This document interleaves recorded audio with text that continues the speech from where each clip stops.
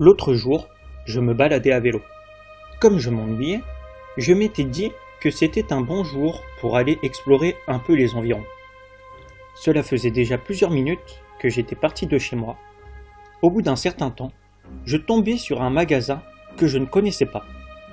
Or, je n'avais vu aucune annonce pour une ouverture, ni même la création d'une nouvelle enseigne dans le coin. Je décidai donc de m'arrêter ici et d'aller faire un tour dans ce commerce. En fait, il s'agissait d'un commerce de fruits et légumes. On y trouvait de tout, de la pomme à la papaye, du poireau à l'igname, un légume qui ressemble à une pomme de terre mais en légèrement plus gluant.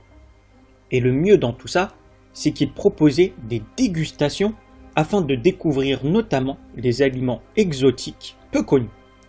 Il y avait tellement de rayons que j'en perdis la notion du temps. Je n'écoutais plus ni les annonces au micro, ni les employés qui semblaient me prévenir de quelque chose. Toutes ces couleurs, ces saveurs, ces odeurs, rien ne m'intéressait plus que d'en voir et en découvrir encore plus. D'un coup, plus rien. Le noir total, les lumières éteintes, le magasin vide, je me retrouvais seul dans le noir. J'avais peur. Je déteste ne rien voir, mais en plus être dans un endroit que je ne connais pas, et seul, l'angoisse était présente. Je marchais le long d'un mur que j'avais réussi à trouver par chance, tremblant, regardant de partout, espérant trouver de la lumière. J'entendis un bruit. Un monstre? Non, les monstres ça n'existe pas. Mais qu'est-ce donc? Et pourquoi ça n'existerait pas les monstres? Quand on a peur, on pourrait croire à n'importe quoi. Concentre-toi, va vérifier ce qu'est ce bruit. Tout en essayant de me rassurer, j'avançais en direction du son, qui devenait de plus en plus limpide. C'était un enfant qui pleurait. J'accourus vers lui pour tenter de le rassurer. Au départ, il prit peur. C'est vrai qu'arrivant en courant n'était pas très malin de ma part, mais j'étais inquiet pour lui. D'un autre côté, qui ne se précipiterait pas en voyant un enfant seul pleurant dans un magasin où il fait noir? Après avoir discuté un peu avec lui, pour le réconforter, nous partîmes ensemble chercher la sortie de ce magasin.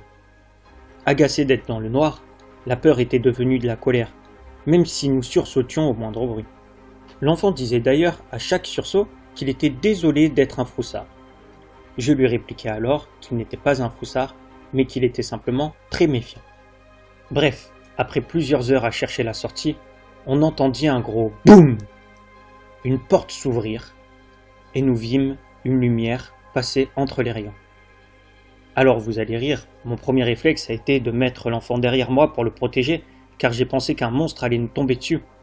C'était en réalité le vigile qui venait faire sa ronde.